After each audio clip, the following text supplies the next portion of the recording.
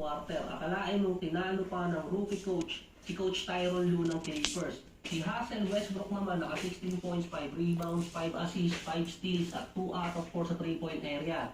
Bawing-bawi si Russell Westbrook sa mga super layup na ginawa niya last time. So sasabihin na naman sa comment section, kapag maganda nilalaro ni Westbrook, puring-puri. Pero kapag pangit, panay po na. Natural, ganun naman talaga. Kahit naman sinong analyst at sinong reporter, ganun ang gagawin sa NBA. At nilaglag din niya yung team na naglaglag sa kanya nung nakarang off-season, kaya nga siya napunta ng Denver.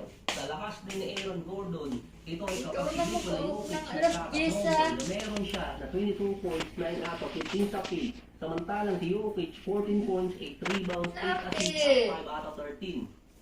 Meron tayong 4 turnovers at 5 foul. Ikalawang sunod na taon ni Harden na hindi siya nakalusot ng first round. Unang nangyari yan, nung unang 2 taon din niya sa Houston. Papaangat pa lang siya nun.